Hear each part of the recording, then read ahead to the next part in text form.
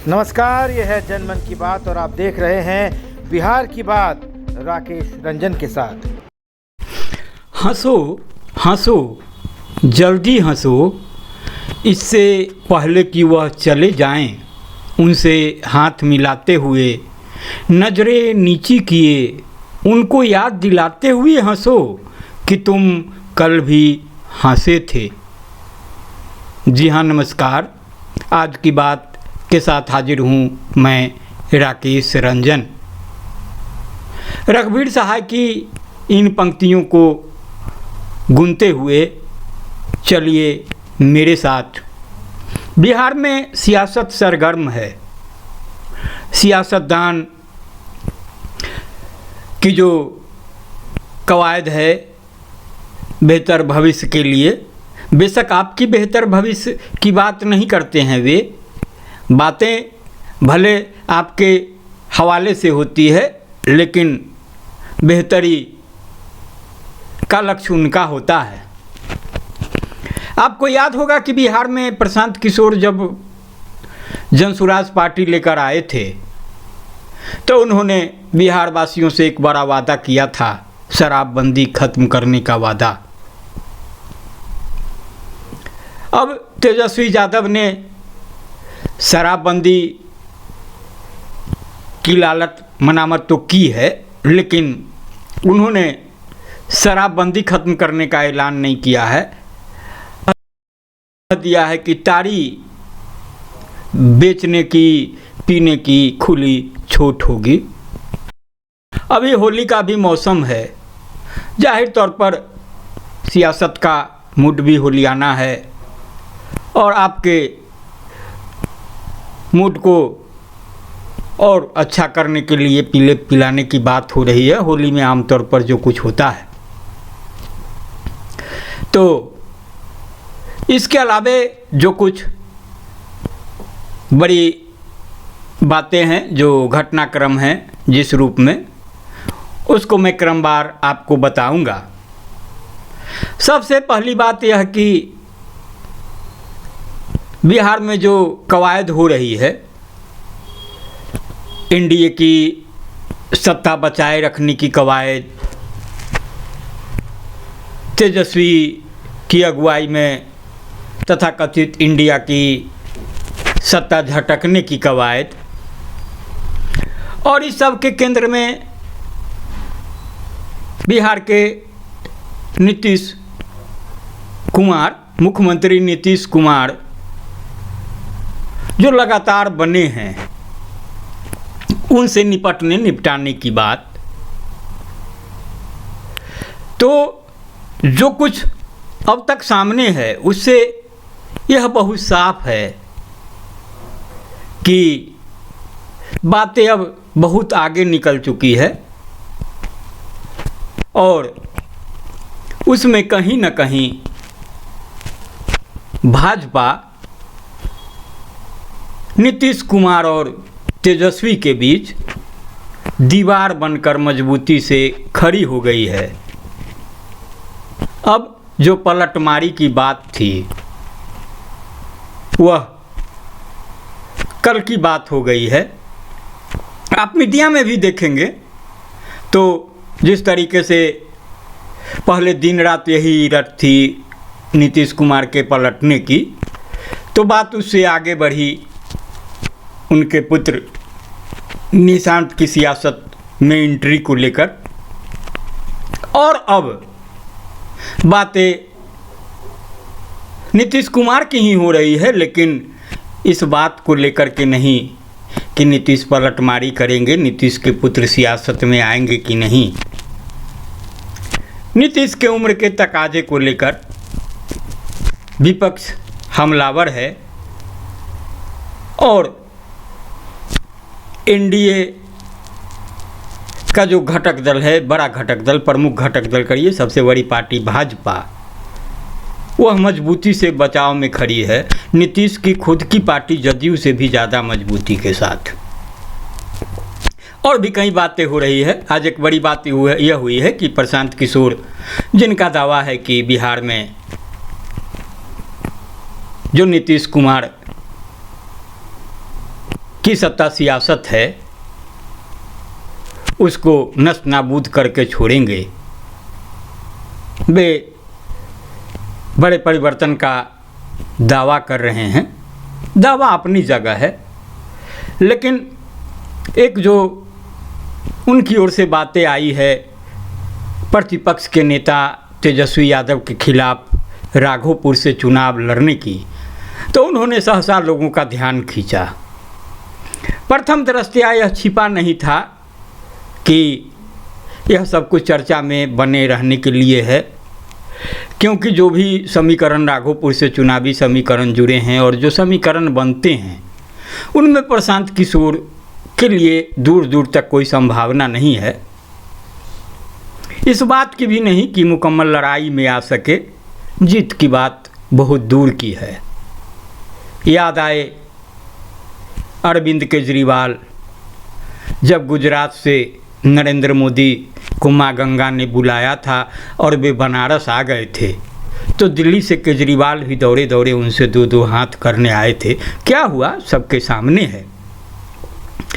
तो मीडिया में बातें शुरू हो गई, तरह तरह के विश्लेषण, लेकिन जो तटस्थ विश्लेषण रहा वह यह कि ये सब प्रचार में बनने की कसरत मात्र है, कवायद मात्र है। और तटस्थ राय एक यह भी कि अगर प्रशांत किशोर ऐसा करते हैं तो यह अच्छी बात है, नेताओं को चुनाव लड़ना ही चाहिए।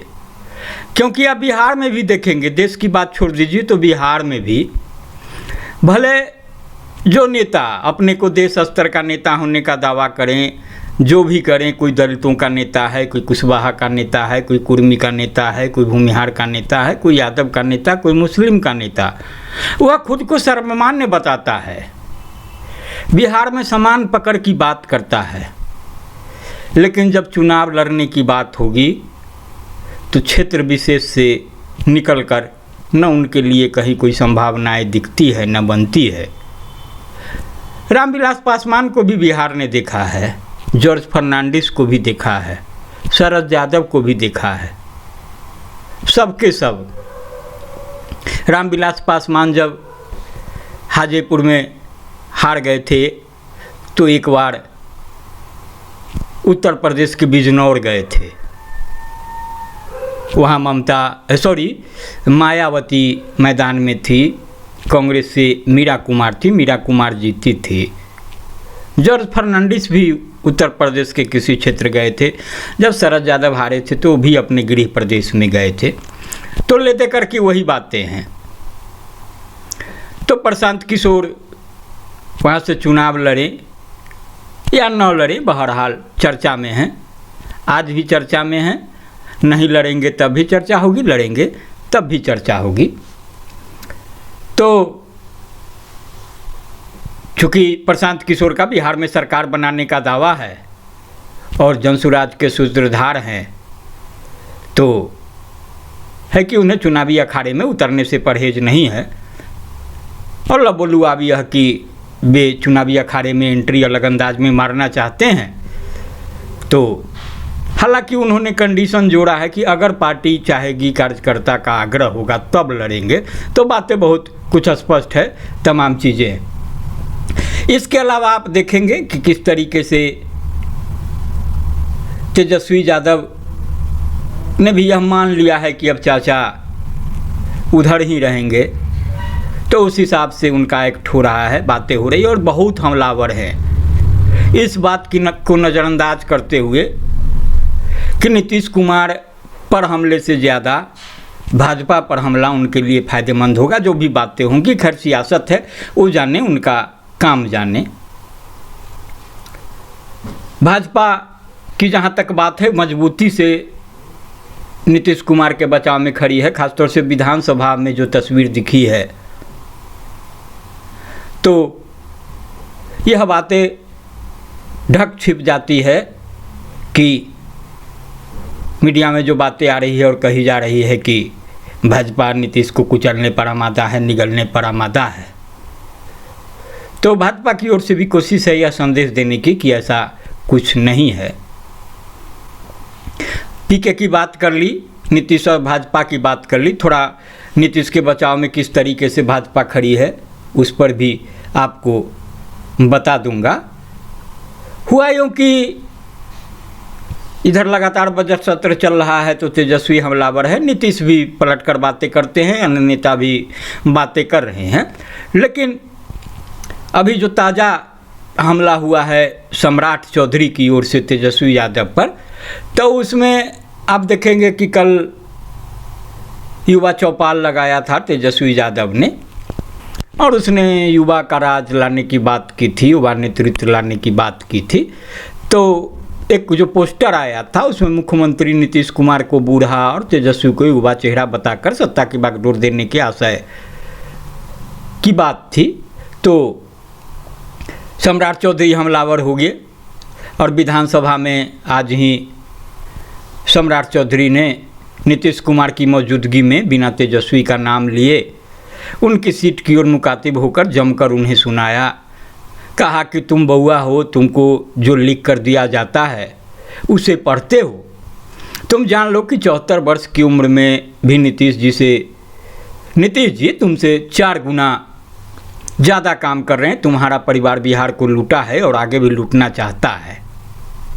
तो जो बीते दिनों विधानसभा में तेजस्वी ने टिप्पणी की, तीखी टिप्पणी सम्राट चौधरी पर भी किया था, तो सम्राट चौधरी ने उसका हिसाब पूरा कर दिया। और नीतीश की उम्र को लेकर जो राजद की टिप्पणी थी, तो इस मामले को तीखा बनाकर नीतीश और राजद के बीच खाई को और चौड़ी कर अपने सियासी कुनबे को विधानसभा चुनाव को लेकर सेव करने की कोशिश की। इसके अलावा देखेंगे कि जो भाजपा अपने स्तर से कर रही है, जदयू अपने स्तर से और तमाम पार्टियां अपने स्तर से कर रही है, तो उसमें भाजपा और जो आरएसएस के रिश्ते की बात होती है, संघ के रिश्ते की बात, तो संघ भी अपना काम तरीके से करता रहता है। और ख़ास तौर से आप देखेंगे कि चुनाव के समय बाबाओं की आमद रफ्त जो है, जहां चुनाव होता है वहां हो जाता है। तो यहाँ भी रविशंकर की आमद, बागेश्वर बाबा के चर्चे, उनकी भी आमद होनी है। और राष्ट्रीय सेवक संघ का तो अपना है ही हिसाब किताब है। तो संघ भी कमर कस करके खड़ा हुआ है। चुनावी मिशन में भाजपा के लिए लाइफलाइन की भूमिका निभाती है आरएसएस, जो निभाता है आरएसएस। तो विधानसभा चुनाव में नैया पार लगाने के लिए भी आरएसएस की पूरी तैयारी है। तो संघ प्रमुख मोहन भागवत 5 दिवसीय दौरे पर बिहार में हैं। इनमें जो यह दौरा है, इसमें सर्वाधिक 3 दिन का कार्यक्रम मुजफ्फरपुर में, इसके अलावा पटना में, सुपौल में भी। तो जाहिर है चुनावी संबंधी जो टिप्स होंगे, जो मिशन से संबंधित, तो अपनी टीम को देंगे। और इससे गैर भाजपा दलों में बेचैनी देखी जा रही है, क्योंकि संघ की जो प्रभावी भूमिका होती है उससे अवगत है, सभी विपक्ष भी अवगत है। लालू प्रसाद को देखेंगे तो लालू प्रसाद संघ पर ज़्यादा हमलावर रहे, आज से नहीं दशकों से। और वो तो संघ के लोगों को कनफुकवा कहा करते हैं। तो अब कनफुकवा के प्रमुख जो हैं, उनकी आमद जब बिहार में हुई है तो समझा जा सकता है। क्योंकि जो लालू प्रसाद कनफुकवा की बात करते हैं, कान फूकना जो होता है, तो जाहिर है कि वोटरों के मन मिजाज को बदलने की जो क्षमता है संघ की, तो उससे लालू प्रसाद भी वाकिफ़ है।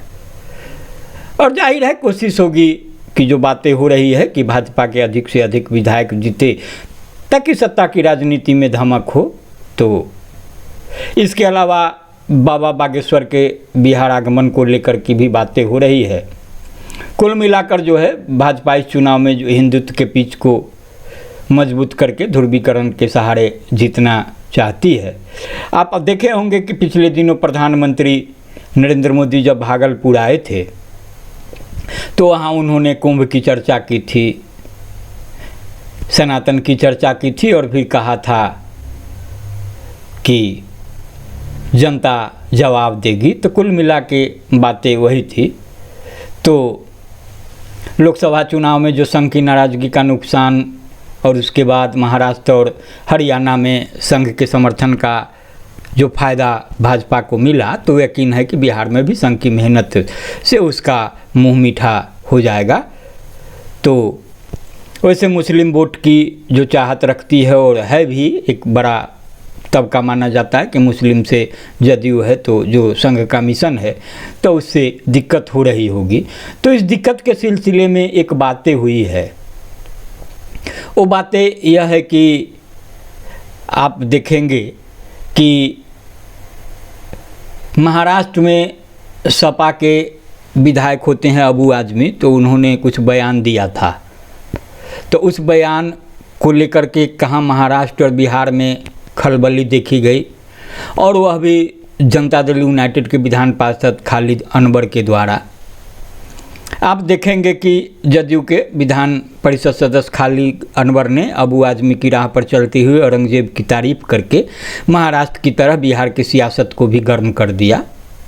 तो इसको लेकर के भाजपा की मुश्किल फंसी। तो स्वाभाविक है कि संघ की सक्रियता है तो फिर जदयू भी अपने हिसाब से उसकी काट खोजती है, निकालती है। अब आदमी का वहाँ महाराष्ट्र में निलंबन हो गया विधानसभा से, जेल से भेजने तक की बात वहाँ के मुख्यमंत्री ने कही। उत्तर प्रदेश के योगी आदित्यनाथ हैं मुख्यमंत्री, तो उन्होंने इलाज तक की बात कर दी। लेकिन बिहार के मामले में भाजपा और जदयू के एक विधायक के अलावा बाकी खामोश रह गए। कोई कार्रवाई के बाद तो दूर, जदयू के ही एक मंत्री जमा खान ने भी बचकर खालिद की बातों से मिलती बात कह दी। जाहिर है अब विपक्ष भाजपा से इस मामले में उसके दोहरे रवैये पर सवाल पूछ रहा है। अब भाजपा उन लोगों को अपनी मजबूरी कैसे बताए कि यहाँ वह नीतीश को नाराज़ करके सत्ता में नहीं रह सकती, और नीतीश मुस्लिम वोट के समर्थन की खातिर ऐसे मामलों में भाजपा के तेवर और स्टैंड को स्वीकार नहीं कर सकते। तो जो चर्चा चल रही है कि खालिद अनवर ने जो कुछ कहा उसके पीछे बड़ी सियासी रणनीति हो सकती है। संभव है कि ऐसा करके एक तो भाजपा और जदयू के बीच मतभेद पैदा करने की कोशिश हो, या फिर मुस्लिम वोट को लेकर नीतीश की परीक्षा ले जा रही हो। चर्चा है कि एक बड़े सियासी खेमे ने यह योजना इन्हीं उद्देश्यों से बनाई। अगर नीतीश अपने विधायक के खिलाफ कार्रवाई करेंगे तो विपक्ष मुस्लिम वोटरों से कहेगा कि नीतीश अब भाजपा के स्टैंड पर चल रहे हैं। दूसरा यह कि अगर भाजपा आक्रामक हुई तो नीतीश नाराज होकर उसका साथ छोड़ देंगे, ताकि मुस्लिम वोटरों में उनकी छवि बनी रहे। तो देखना होगा कि आगे क्या होता है। तो मैंने 4 जो प्रमुख बातें थी उसको भी कह दी। इसके अलावे बाबा बागेश्वर की जो बात है, तो मोहन भागवत के बाद, संघ प्रमुख मोहन भागवत के बाद आज ही बागेश्वर बाबा जो होते हैं पंडित धीरेन्द्र कृष्ण शास्त्री बागेश्वर बाबा भी बिहार पहुंच गए हैं। वे लालू प्रसाद के गृह जिले गोपालगंज आए हैं। यहाँ उनका 7 दिनों का कार्यक्रम है। अपने आगमन के पहले दिन ही औरंगजेब वाले विवाद पर टिप्पणी कर चुनावी राज बिहार में उन्होंने बड़ा संकेत दे दिया। बस क्या था, विपक्ष भाजपा पर माहौल बिगाड़ने के खेल में शामिल होने की कोशिश करने का आरोप लगाने लगा। वैसे माना जा रहा है कि इन 2 लोगों के बिहार आगमन से चुनावी सियासत को लेकर कई तरह की चर्चा शुरू हो गई है। आपको बता दें कि पहले बागेश्वर बाबा का कार्यक्रम राघोपुर में होने की बात थी, वैशाली जिले का राघोपुर, जहाँ से कभी लालू प्रसाद विधायक होते थे, राबड़ी देवी भी विधायक होती थी। तो वहाँ तेजस्वी विधायक होते हैं। यादव बहुल गांव है, राजपूतों की भी बड़ी आबादी। तो इस तरीके से बातें हुई है। और इसके अलावा जो एक बातें और हुई, ये आज की ताज़ा बात नहीं है, कल की बात है, लेकिन बात की चर्चा मैं नहीं कर पाया था कि पूर्व मुख्यमंत्री और विधान परिषद में विपक्ष की नेता राबड़ी देवी, कल की बात है कि परिषद में भाजपा के नए अध्यक्ष दिलीप जायसवाल को बधाई देते हुए उन्हें अपना भाई बताया। इस पर सभापति अवधेश नारायण सिंह ने उनसे कहा कि इस नाते तो वे लालू जी के रिश्ते में साला हुए। इस पर राबड़ी देवी मुस्कुराने लगी और बाकी सदस्य ठहाका लगाने लगे। दूसरी ओर राबड़ी देवी के एक और भाई सुनील सिंह की सदस्यता बहाल करने की भी कल घोषणा की गई थी विधान परिषद में। सुप्रीम कोर्ट के आदेश के बाद उनकी वापसी हो चली है। हालांकि सभापति ने सुनील सिंह को हिदायत दी कि वे सदन में आगे से मर्यादा का ख्याल रखेंगे। इस तरह पूर्व मुख्यमंत्री के इस सदन में दो भाई दिखेंगे, जिनमें एक उनके दल के और दूसरे भाजपा के। वैसे इसे लोकतंत्र की खूबसूरती कह सकते हैं कि सियासी विचारधारा अपनी जगह और व्यक्तिगत रिश्ते अपनी जगह है।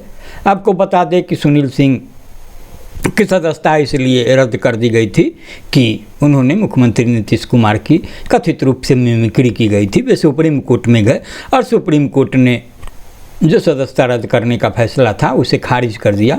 कहा कि हाँ, सुनील सिंह ने गलती की है, लेकिन इतनी बड़ी गलती नहीं है जिसके लिए इतनी बड़ी सज़ा दी जाए। सुनील सिंह को कहा है कि थोड़ा संयमित और मर्यादित रहने के लिए। तो कुल मिला के अब तक कि बिहार की यही खबर थी।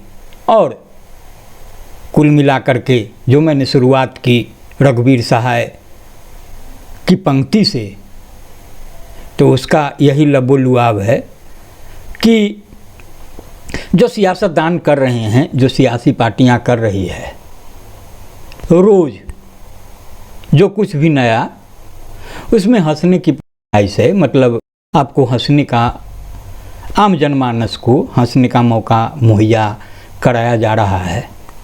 हालांकि जो रघुवीर सहाय की पंक्तियां हैं, इसके निष्कर्ष व्यापक फलक पर जाकर देखने की ज़रूरत है, या उस निष्कर्ष पर पहुंचने की ज़रूरत है। तो फिर भी मैं जाते जाते उसी पंक्तियों को दोहरा जाता हूँ कि हंसो हंसो जल्दी हंसो, इससे पहले कि वह चले जाएं, उनसे हाथ मिलाते हुए नजरें नीचे किए, उनको याद दिलाते हुए हंसो कि तुम कल भी हंसे थे। मतलब कि जनता हंसने के लिए उनके भरोसे नहीं है, जो कथित रूप से खुद को जनता का भाग विधाता मान बैठे हैं। जनता के सवाल पर, जनता के ज़रूरी मसलों पर केंद्रित करने के बजाय खुद यह तय कर लेने वाली सियासत और सियासतदान कि कौन पार्टी कहाँ खड़ा होगी, किसके साथ खड़ा होगी, तो कौन सत्ता में आएगा, कौन सत्ता में नहीं आएगा, फैसला जनता को लेना है। और जब जनता के फैसले से पहले ही जनता की ताकत से ताकत पाने वाले सियासतदान खुद फैसला करने लगे, तो समझ जाइए कि क्या हालात हैं। बहरहाल लाइक करेंगे, शेयर करेंगे, प्रतिक्रिया भी देंगे। नमस्कार।